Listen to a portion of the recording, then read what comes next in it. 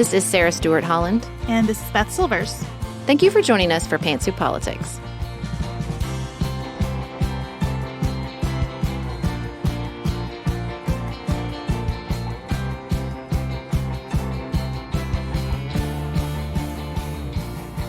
Thank you for joining us for a new episode of Pantsuit Politics. Today, we're going to be talking about how technology is changing our lives and politics. We are joined for this for a delightful and wide-ranging conversation with Megan Garber, a writer for The Atlantic. Before we do, we are going to sit with the horror of Tyre Nichols' murder in Memphis, Tennessee. We will end the show by discussing what's on our minds outside of politics, which today is Sarah's attendance at a Robert Burns dinner this weekend. But before we get into all that, and that is a lot to get into, we wanted to announce our first live show of 2023. We are going to be live in Orlando, Florida on Wednesday, April 5th. It is going to be a very fun show. Our families will be there. Maggie and Elise will be there. We think Dante, the composer of our theme music, is going to come. We're going to be doing a lot of fun things and talking about the politics of the happiest place on earth. And it's going to be a real Pantsuit Politics party. And we are so excited. Tickets are now available for purchase, and you can do that through the link in our show notes. Next up, we'll talk about what we know and don't know about the loss of Tyre Nichols.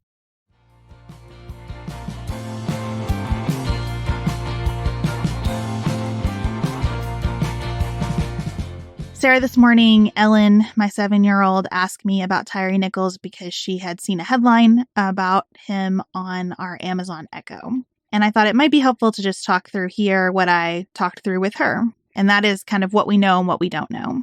We know that on January 7th, Tyre Nichols was pulled over by police for allegedly reckless driving. Tyre Nichols was a 29-year-old man, a father, a son, a photographer, someone who loved skateboarding, someone who had Crohn's disease, a really difficult intestinal issue, was pulled over by police for alleged reckless driving. He was on his way home from his job at FedEx and was about 2 minutes from his home when he was pulled over. And we don't know why, but police officers approached him really aggressively from the beginning, and they sprayed him with pepper spray, and he ran.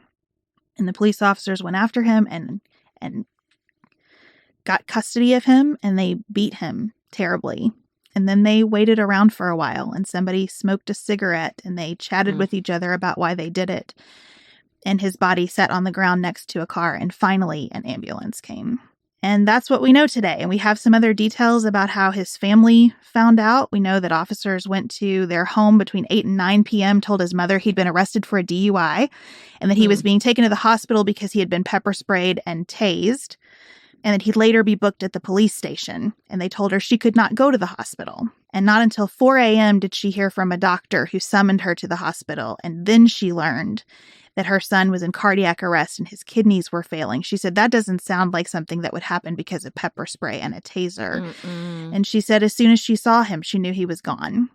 He died 3 days later. Federal investigations were opened into his death on January 18th. State investigations were already underway. 2 days later, on January 20th, 5 police officers were fired for violating department policies, including excessive use of force, duty to intervene, and duty to render aid. On January 23rd, Tyre's family saw body camera footage and described it as heinous and violent and troublesome on every level. They say the police kicked him and pepper sprayed him and used a stun gun while Tyre repeatedly asked, "What did I do?" And then on January 26th, the 5 officers most directly involved were charged with second-degree murder, aggravated assault, aggravated kidnapping, official misconduct through failure to act, and official oppression. An autopsy confirmed that Tyre died from extensive bleeding caused by severe beating, and Memphis's chief of police, C.J. Davis, said that the officers' actions were heinous, reckless, and inhumane. And then Memphis officials released footage, 67 minutes of footage from body cameras and a pole camera. And that's what I told Ellen, that we don't know why this happened. We don't know why it took so long for anyone to help this man. We don't know why the police were interested in this man to begin with. And we have to sit here now and know that our government has betrayed one of its citizens and his family and all of us in the process. And it's really hard.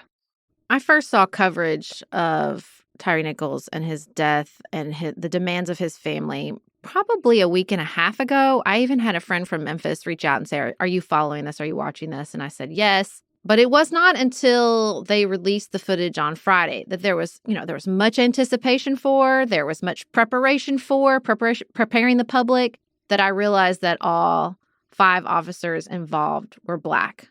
And I just had this intake of breath and I thought, what is this going to mean?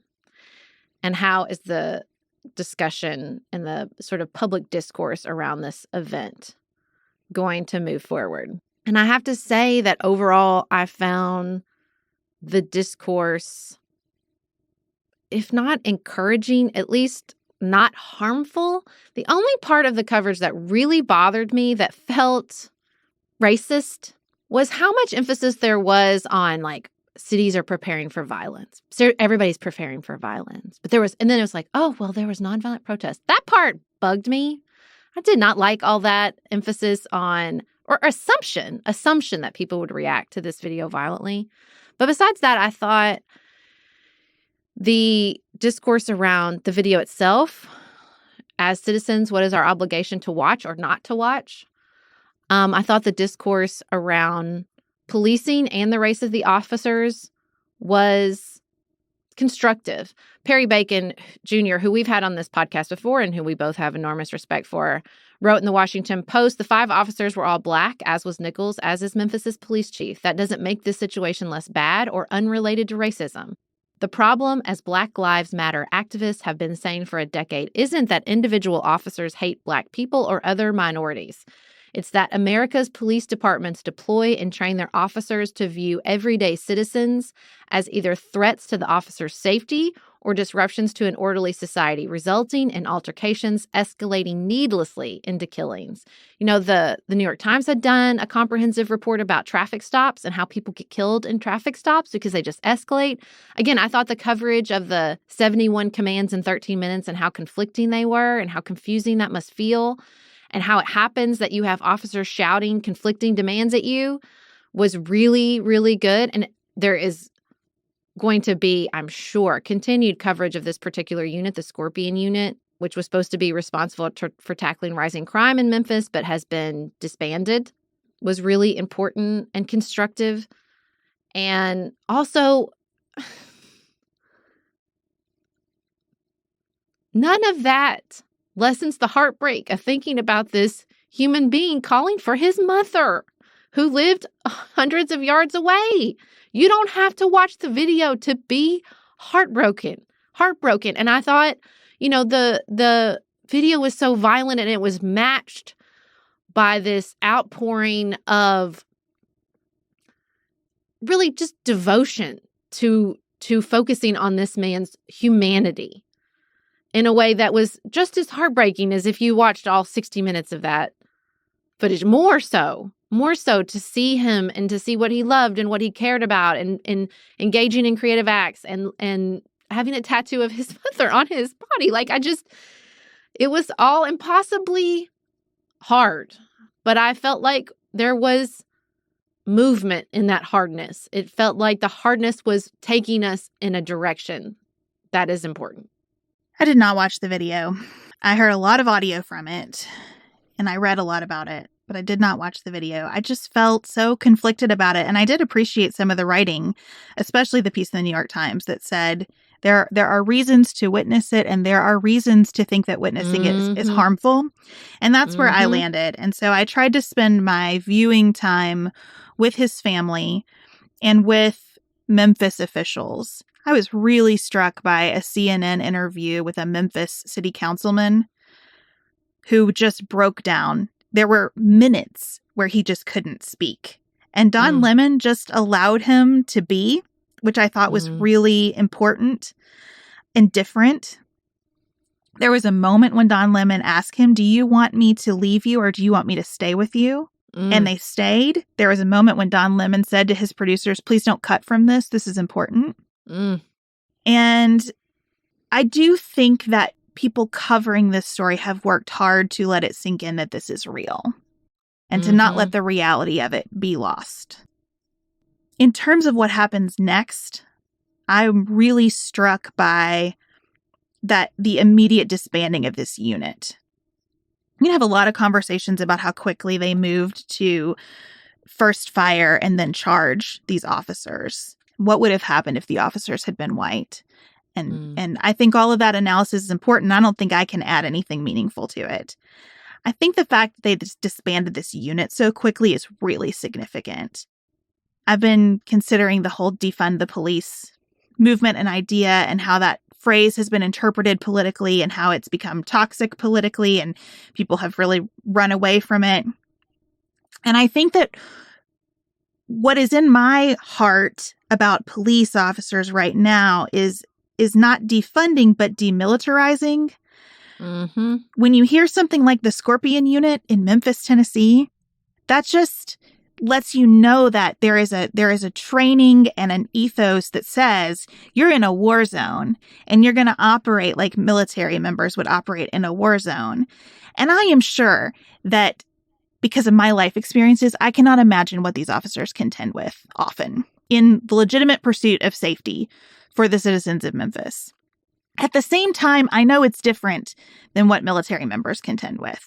And I know that the tools that they need and the training that they need and the approach that they take has to be different.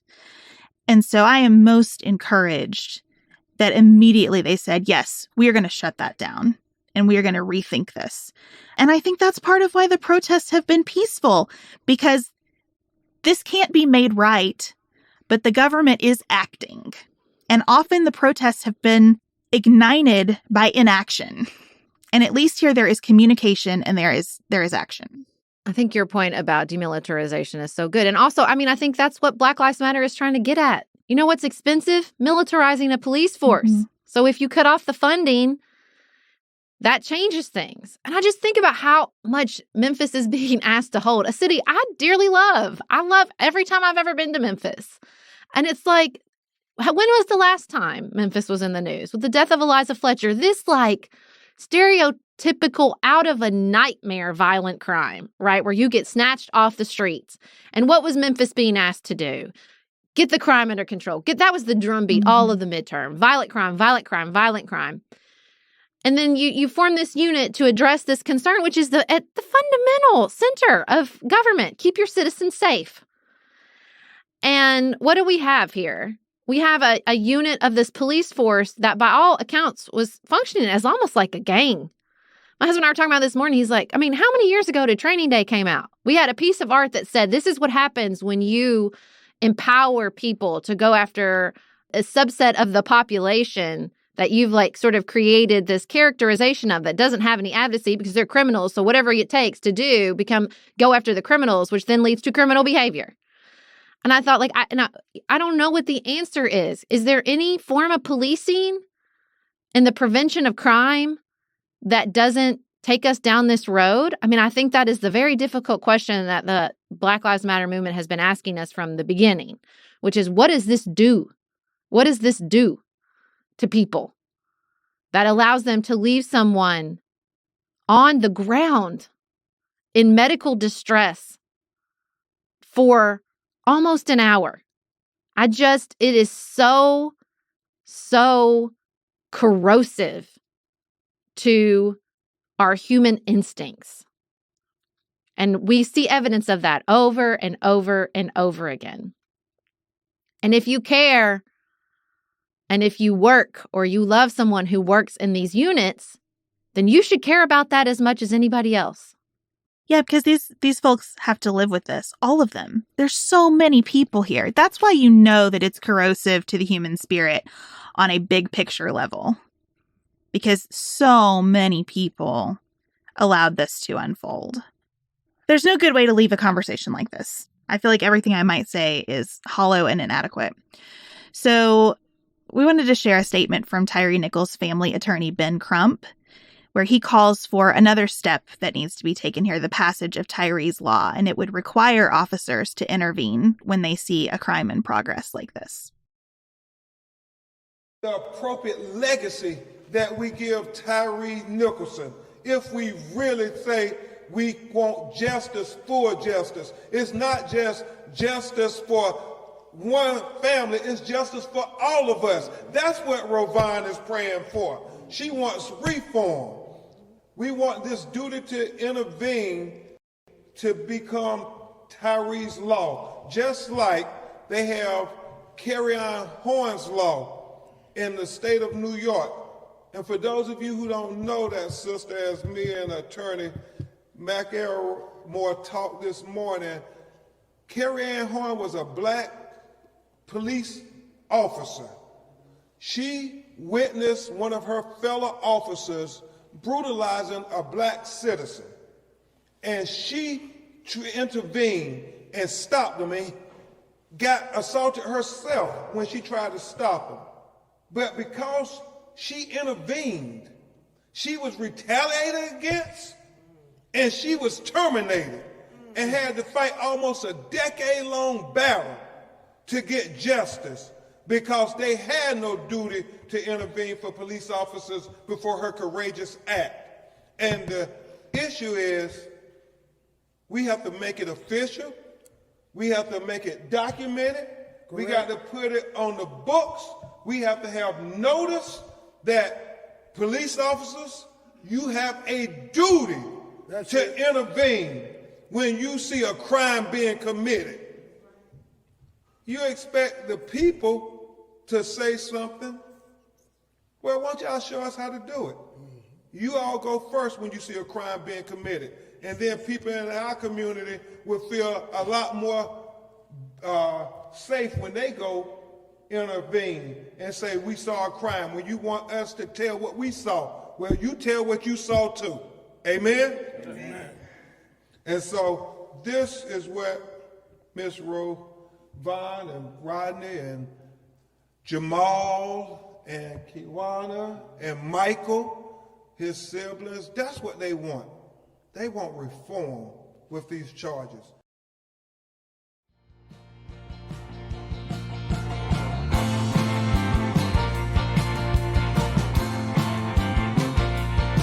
We have been planning to talk about artificial intelligence and ChatGPT, and then we read Megan Garber's new cover story for The Atlantic called We're Already in the Metaverse. As we read it, we knew we needed to talk with Megan for this conversation. She is an award-winning staff writer at The Atlantic, where she writes about the intersection of politics and culture, and we are thrilled to have her join us today. How did this piece start? What was your inspiration?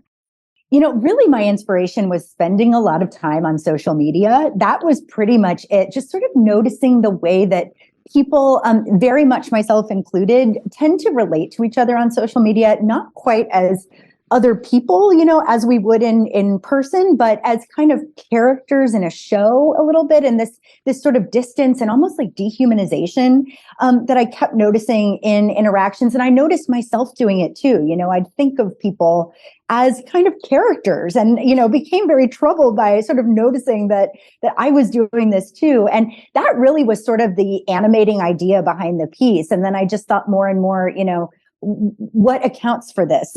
You know, what are these new platforms that are in some ways so amazing and so, I mean, just literally revolutionary and allow for such great things. But, you know, what are the downsides of them? How are they encouraging us to interact and treat each other? And so that was really the genesis. Well, and you start the article with TikTok dances, and I think TikTok has been the accelerant here because it detached us from that social network, right? No longer are we on Facebook with friends and family, or even people we've chosen to follow on Instagram. We are being served content from perfect strangers that the TikTok algorithm, or sometimes, as we have recently learned, TikTok employees themselves have put in front of us, right? And so then it really, I feel like that last little thread that was holding some sort of humanity or just some sort of, like I said, social connection together was detached. And TikTok is huge. So even if it was a minor social platform and see, again, I don't even know if social platform is the right word for TikTok because there's no social element, at least in your real life social network, right?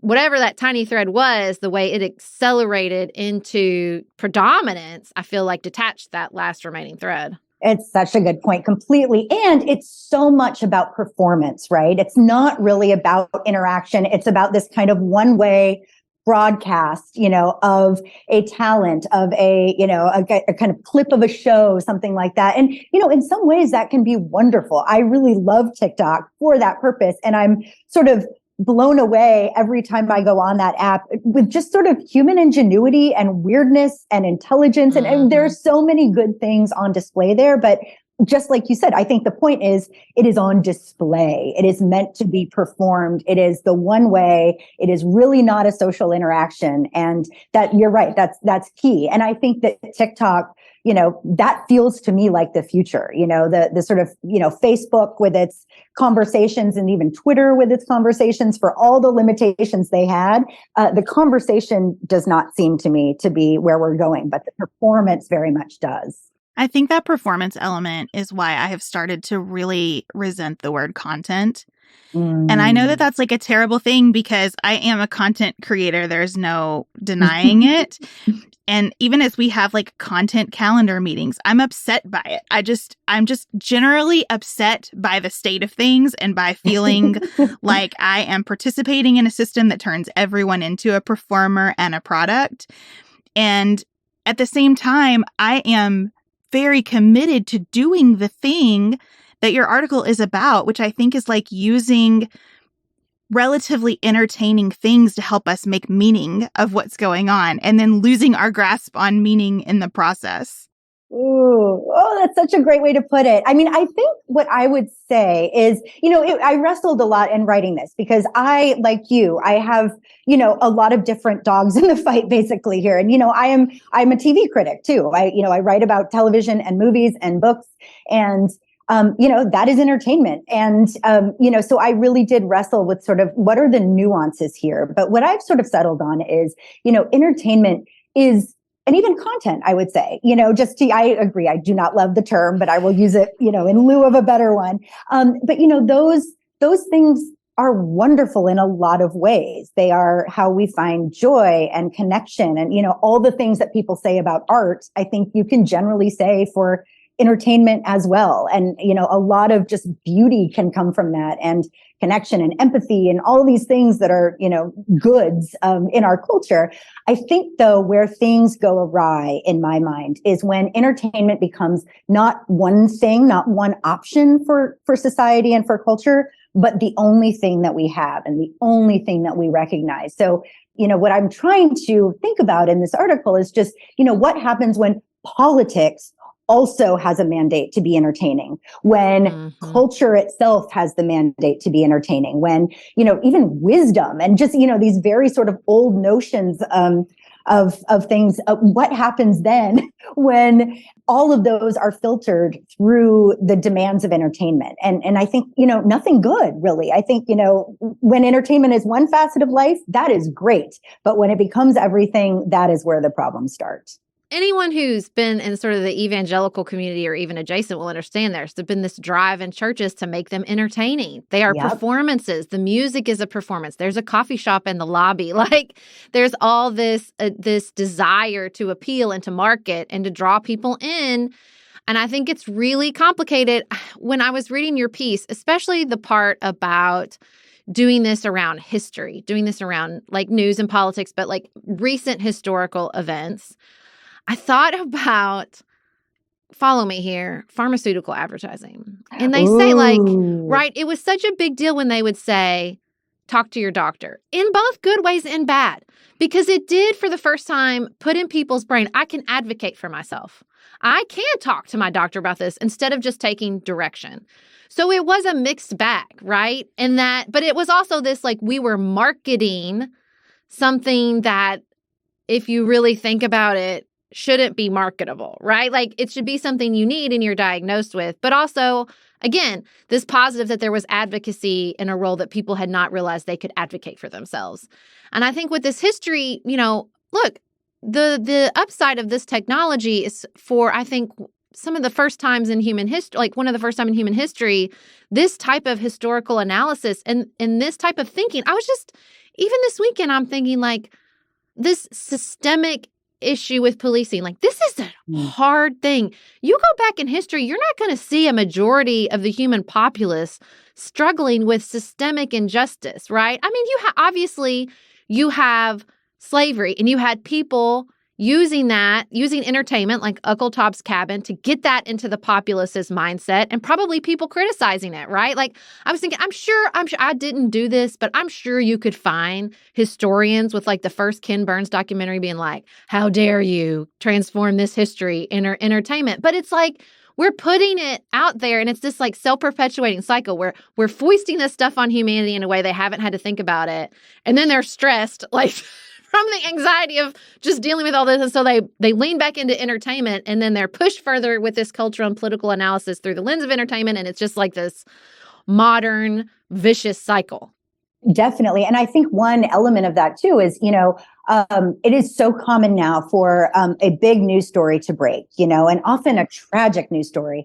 And for, a week later, 2 weeks later, to hear the announcement that the tragedy is being turned into, sometimes a documentary, much more often series. A podcast series or a semi-fictionalized series on HBO Plus, or HBO Max or Apple TV Plus or one of those. And, it is so common now. And I worry a little bit that the tendency will become, and I've actually seen many people say this on social media, I'll just wait to pay attention until the miniseries comes out. I'll wait, to care essentially until this becomes metabolized as entertainment. And that I think is very, problematic. And one of the things that I worry about, with this idea of how extensive just sort of the logic of entertainment has become is that I think it encourages a certain level of passivity. I think it, republics require publics. They require active citizens, working together to create the future they want. And when you only have an audience, that I think encourages people simply to sit there, and you can either applaud, you can boo. Your options are very limited when you're an audience. And I think that so much in our culture right now conditions us to be audiences and simply watch the world as it happens rather than taking charge of the world and making it better. I love that distinction. It makes me think about something that I just can't quite get over. I'm just mad about Ted Cruz having a podcast. Apparently, it sticks in my mind all the time. Like a daily podcast, not like a seasonal every once in a while. Like every day, this senator is making a podcast. And it just really upsets me. One, because I know making a podcast is a lot of work. But more than that, I believe that being a senator is more work. And I don't understand how these two things are happening. And I don't understand why people aren't madder about it. But I think that because we are in that audience space, we almost tell ourselves, this is great. This is transparency and access to my senator that I wouldn't have otherwise. And it really gives me that feeling that we are, as you say in your piece, in the metaverse already, because we can't even see this for what it is. Exactly. And I think we see that too with other, representatives, senators, politicians in general, where they really are judged based not on the policy they vote for, on the change they implement, for real people in real people's lives. But, whether they can have a good burn on Twitter or whether they can, have a good meme, that kind of thing. Marjorie Taylor Greene is someone who gets outsized attention because she is so good at making scenes and making people mad. And Lauren Bieber does the same way. And, again and again, these politicians who I think in the past would have been considered fairly fringe, they get outsized attention because they understand so intuitively, I think, how the media environment of this moment works. And they sort of, like you said, they kind of live in the metaverse. And that really skews our politics because you have these people that don't necessarily represent any kind of majority opinion, but here they are every day on the news. And that gives the impression that their views are more widely shared.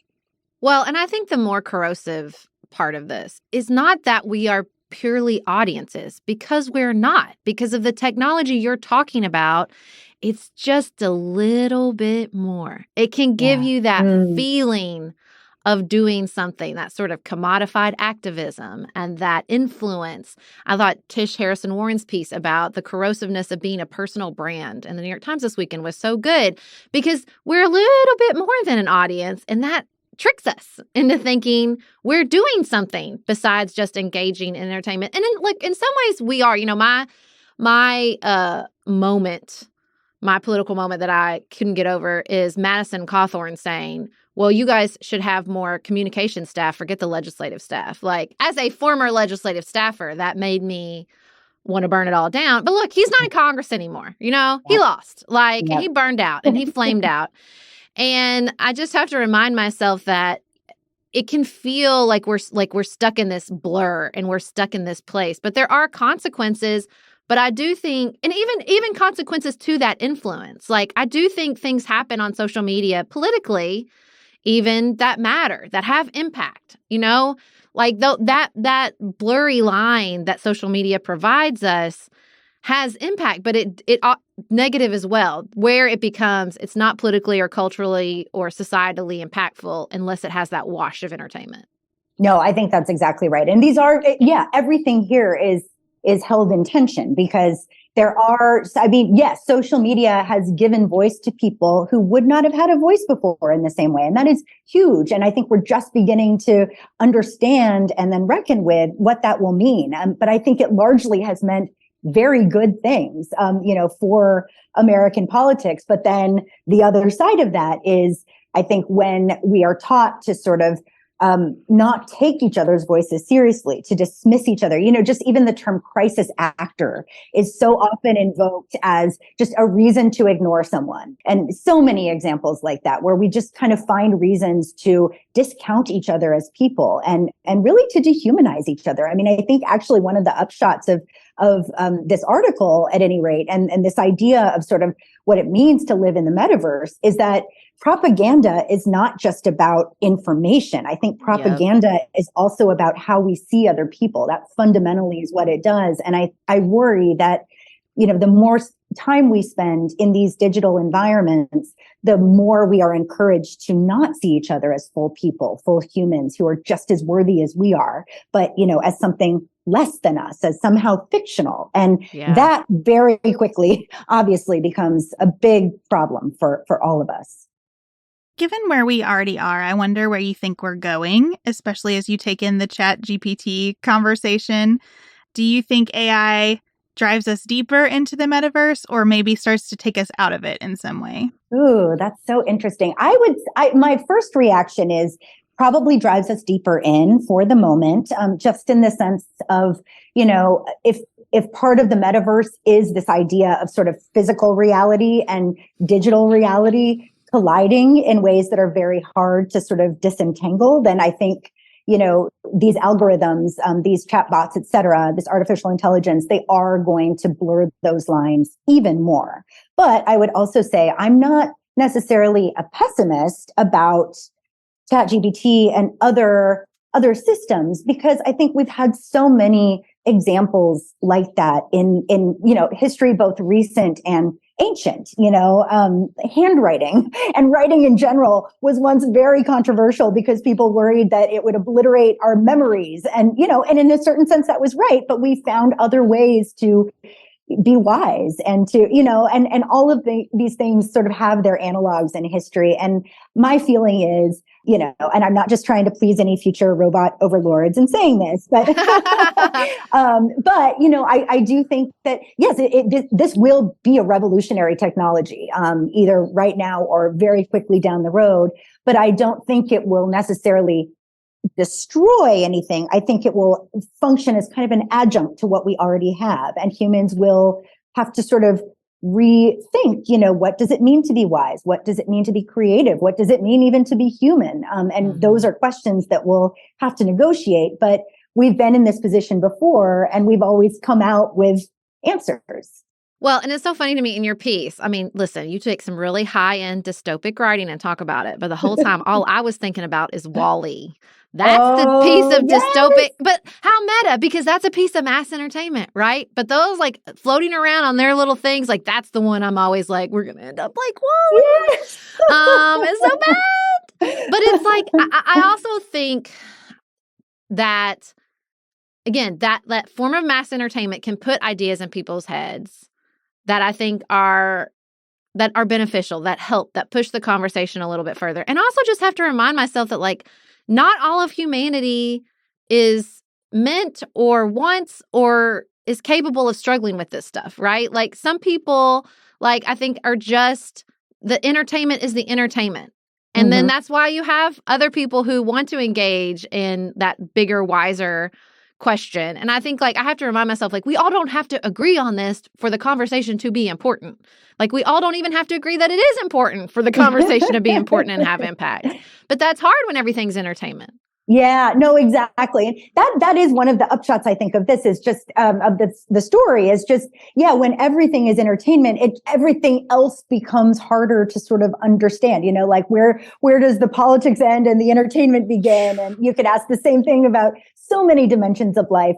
One thing I would say is that, in American history, I mean, Americans take our entertainment very seriously. I think it's actually kind of definitionally how we think of ourselves in some ways. I think, compared to a lot of other cultures, we really don't like to be bored. We really expect to, for life to be kind of fun and amusing. I think that's actually an important part of sort of the American character. You look back to something like, Thomas Paine's Common Sense, for example, one of the tracks that led directly to the American Revolution. And I think what people sometimes forget about that book was that not only was it, a passionate argument for revolution, it was also just really funny. It was really kind of darkly funny, entertaining. People would read it aloud together in groups. And, that is, I think, a metaphor for a lot of the most sort of influential political tracts and discourses that have changed American history, that they have been in some way,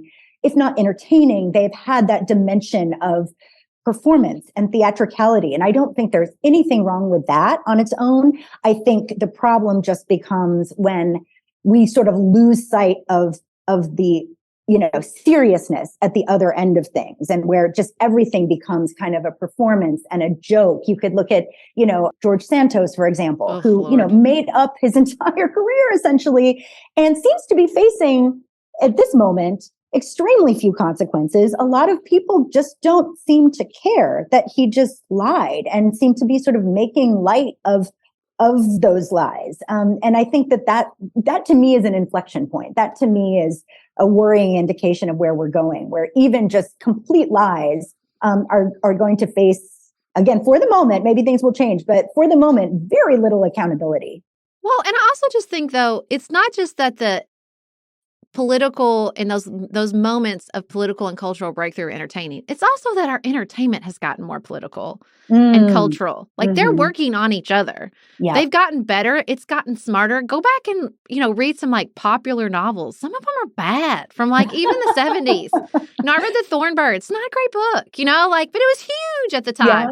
It's like we're getting smarter in our entertainment as well. It's getting more politically complicated. It's getting more culturally diverse. It's working on people in better and different and more diverse ways. And I think like that's what's hard. But when it's all tied up together, the overall impact is so hard to piece apart because everything is working on everything all the time. The George Santos piece is so striking in that difference between being a citizen and being an audience member too. Is it that people don't care, or is it they feel that they don't have a role to play here? Yeah. He's been elected. They don't have another job until 2 years later. And for now, it's entertaining. It keeps us occupied. What is there for us to do? Right. No, exactly. And people said similar things actually about Donald Trump before he was elected, well, things are a mess. Remember. I don't, right? Exactly. One voter, this is stuck in my head since 2016. He said, things are a mess. I don't really see things changing. At least Donald Trump is fun. And, just that idea. And I think that really does speak to, a real kind of cynicism among the public, and much of it earned, much of it very fair, and I feel it too. But yeah, exactly. It forces us to be audiences versus taking more charge of our own shared future. And I think too, entertainment, when that becomes the standard, can just lead us to sort of permanent distraction, where we have so many problems that are begging for our attention, that are existential, that are so important, and that really are kind of, putting us at a precipice in so many different ways. And if we can't look at those and see them for what they are, we're all going to be in a world of trouble. And I think that, when things become simply entertaining, when that is the main question that gets asked, we do live in this state of permanent distraction and addlement, and we're looking at the wrong thing as the important things are happening without our input. So to me, that's a really big upshot of this, is just looking away from what we should be seeing. Not for nothing. if I'm excavating the source of American cynicism and detachment from political realities, it's not in the development and rise of social media, it's in reality television. Like that's where I think you really see because it's one thing if it's entertainment, but it's fictional. At the end of the day, it's fictional.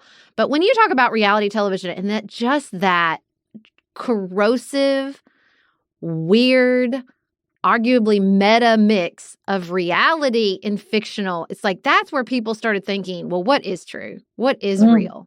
And like could not get out of it. And it's like, I always think about that Maggie Haberman quote where somebody told her, well, I watched him run his business on TV. What? No, you didn't, friend. When am I here to make friends? When is there a situation where I'm actually here to connect with other people? What are the right reasons? Who's here for the right reasons? Yes. Reality TV, man. Oof. Yeah, no, and speaking of that completely, the producers of The Apprentice have gone on the record talking about how they really had to work to make Donald Trump, seem very capable. They edited him into that role. He didn't even like to fire people. Yeah. He doesn't like to do it. He's bad at why to do it on Twitter. He doesn't like to do it in person. Exactly. And now, too, I think what we have is this new kind of subgenre of reality TV where it's not quite reality in the, apprentice, bachelor, bachelorette kind of way of things, but it's a semi-fictionalized take on real people. So you have something like The Crown, for example. I felt very convicted during this part of your article. I definitely watched The Crown like it's true. I'm not going to lie. And of course you would, because you don't want to be on Wikipedia the whole time, kind of cross-referencing, which I have done before. I will fully admit. But that's not a good viewing experience. So you do sort of have to give yourself over to the idea that it's fiction. But then, of course, it's not fiction. And then the question becomes, is the Queen Elizabeth that I'm seeing on the screen, is this a person or is this a character? And, if it's a person, she is owed something as a person. She's owed a certain level of dignity, care, all these things. As a fictional character, she's owed absolutely nothing. And I think the fact that this new subgenre is really blurring those lines, I think in a very self-conscious way. And really ethically problematic. I feel like the moment that genre jumped the shark really was when Pamela Anderson, they were writing this piece about Pamela and Tommy and how Pamela got exploited. And the whole time she was like, don't do this. I'm alive and I don't want you to make this. So you're making a piece about her being exploited while ignoring her desire not to be a part of this piece? That's gross. Yeah. Shut up. We're going to save you. Don't worry about it. Yeah. Yeah. Yes. And especially all these victims of like true crime pieces who are like, I didn't ask for this. Yes. I don't want this. Right. Or the family of Jeffrey Dahmer's victims coming forward and saying, I don't want this to exist. And they don't get a say. Yeah, it's exactly. So gross. Mm-hmm. Yep. I want to go back to your point about distraction for just a second, because I had a full fall apart after I read your piece on Friday. Because before I read your piece, I had spent most of the day, for reasons I will not get into here, caring for a 6-month-old child who was a stranger to me. I don't know the child's parents. I've never met the child before. Oh my and goodness. My only job was to just take care of this child for the day, hold this child, feed it, help it sleep. And I did not look at my phone much at all and didn't talk to anybody else. I didn't watch TV. I didn't listen to a podcast. It was just me and this baby for hours. And I noticed how my body changed. It was like suddenly I had superpowers because I could sense what was going on with this baby, and I knew what to do to help. This baby had been crying and crying and crying, and I knew how to help. And then I read your piece when I got home from that, and I was so sad because I thought about how just an enormous percentage of my parenting time has been distracted. I love my life in the metaverse. I love making my internet show and conversing with people who I'll never meet. And I do find value in that. And I think it creates real meaning outside of the metaverse in some ways. But then when I have such an intense offline experience, that has nothing to do with anything other than just these two bodies here, I wonder, how are we to balance all of this? And does entertainment have a role in helping us answer that question? And what is that role if it does? Like, should The Crown come with like book club discussion questions at the end to think about? Does it matter how much we fictionalize this? I don't know. I think it's fairly clear. I am a giant nerd, so I love that idea. But yes, I think that really is the question, because, entertainment is not going anywhere, nor should it. Entertainment brings joy and so many good things. Roger Ebert called movies engines of empathy. And I think that you can apply that to so many other dimensions of entertainment, and really at its best, that's what it does. It connects us, even over distances. It creates community. It creates understanding. It, introduces us to people we would never meet, whether they're fiction or nonfiction. It does so many good things. So definitely the point is not to sort of excise entertainment, but it is exactly like you said, to sort of figure out how it should fit into our lives, and I think the main question for me is sort of, are we in control of our own entertainment, or is it somehow in control of us? And I think now we've reached over to the point where in many ways it is in control of us. And when I say it, that often means, the companies that kind of oversee our entertainment landscapes, and that includes social media companies. It includes, movie studios and TV studios and so many other things, but that to me is the question. And right now I do not myself feel in control of the way that I take in entertainment. And that to me is part of the problem. Well, and it's just the difference between entertainment and art. And we all know it. We try to name it. We call it mindless entertainment, or we call it guilty pleasures, or we try to put words around the fact that we know what we're consuming doesn't do anything for us. It's not asking us any hard questions. And you're right.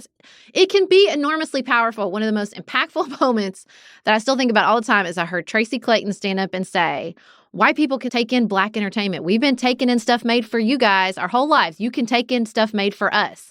And when I look back on that engine of empathy where I really took steps forward and had my experience expanded, it was from watching shows like Insecure and Atlanta, shows that are hard to watch sometimes, that are asking, especially Atlanta, difficult questions.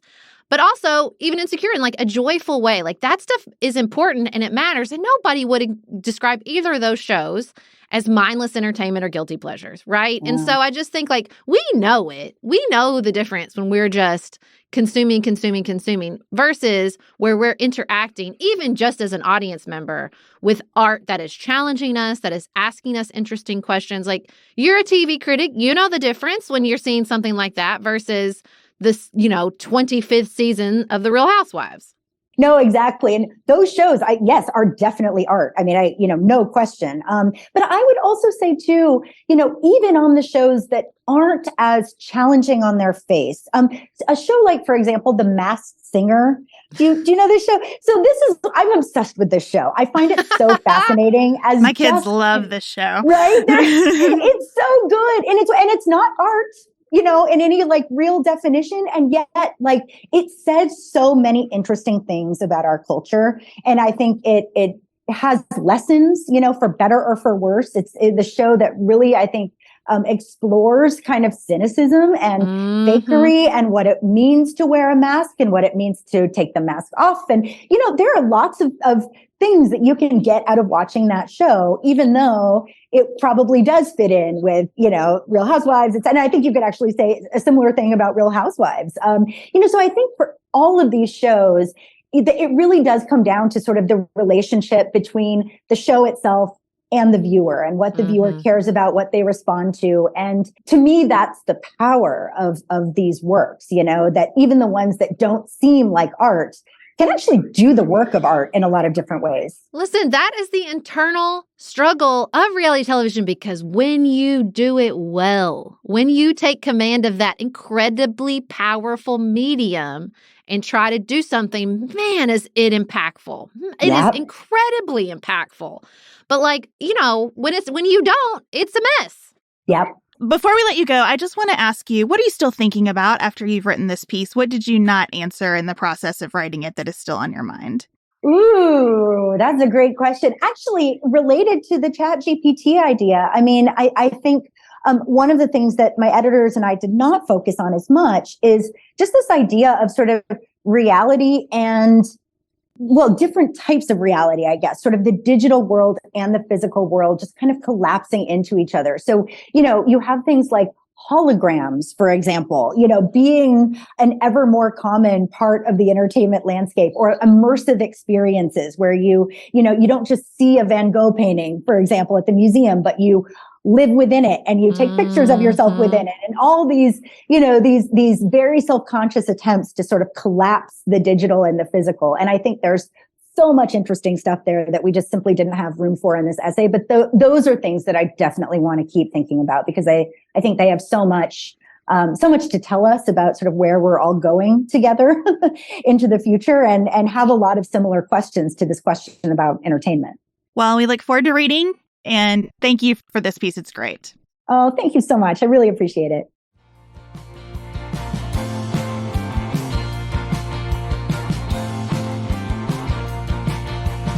We always end with what's on our mind outside of politics. And Sarah, I want to hear about your Robert Burns dinner this weekend. I want to know what you wore. I want to know what you did. I want to know what you ate, all the things. Well, listen, I'd never been to one before. I didn't know Robert Burns wrote Auld Lang Syne. Can you imagine creating a piece of art that billions of people sing every New Year's Eve across the globe for hundreds of years after your death? That is unfathomable to me. And if I could fathom it, I think it would make me crawl in a hole. I don't know if I ever would have written it. It's a lot of pressure that Robert Burns withstood. It's so true. And died really young. Really, I learned a lot about Robert Burns. That's the first part of the Robert Burns Supper. I wore a tartan dress. Listen, I got a lucky break is the long and short of it, because J. Crew carries my Stewart tartan. That's just a lucky break, right? I bought a lot of stuff. I have options for several suppers into the future. And we had a delicious meal, and we had so much fun. And my husband and I were tasked with the toast to the lassies and toast to the lads. And so I wrote Nicholas's toast to the lassies. He made a joke about how I wrote it during the writing. And then for my toast, I said, well, I was tired. So I thought, why don't I ask ChatGPT to help me? And I had ChatGPT write a version of Salt and Peppa's What a Man in the style of Robert Burns for my toast to the lads. It was a big hit. I had to edit it a lot. It wasn't great at first. I had to work on a few pieces of it, but it was interesting to finally get in there and use ChatGPT and to do it in this really crazy moment where we're honoring this artists who created works that have lived on. And it just, I love a current moment. I love a current events moment where I can tie up a bunch of things at once. And that was it. Can you give us a little sample of the What a Man in the style of Robert Burns? Yes. Hold on just a second. No one is going to stand for hearing about that and not hearing the toast. Now, this is one of the beginning versions. I didn't use this final version, but it's what a lad, my lassie. What a mighty fine lad. He's got strength and he's got pride. In his eyes, there's a fierce fire. And when he takes me in his arms, I feel safe and I feel higher. What a lad, my lassie. What a mighty fine lad. I also did all the single ladies, which was hilarious. All the single lassies, raise your hand for a night of fun and a Celtic band. It was I love pretty it. funny. What did you eat? I want to know what you ate at the Robert Burns dinner. I did not sample the haggis. They had some. I'm going to Scotland and Ireland this summer, so I thought, I'm gonna save it. I'm gonna save it till I'm in the mother country.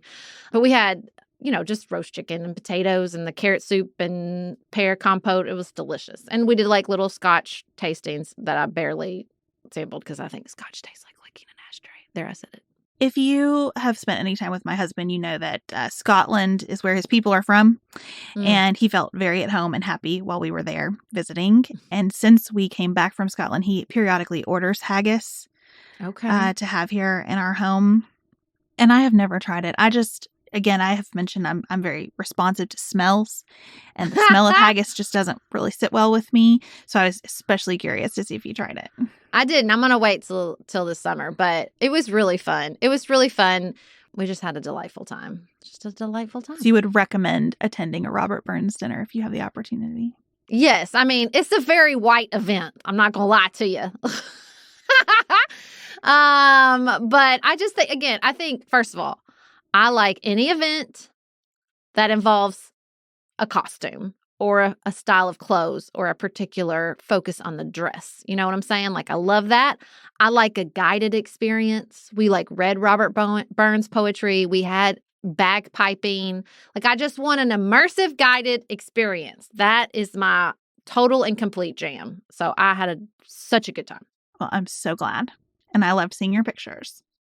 Thank you all for joining us. Don't forget that you can join us for an immersive, fun, guided experience in Orlando on April 5th. It's going to be such a fun night. The link to buy tickets is in our show notes. We'll be back in your ears on Friday. Until then, have the best week available to you.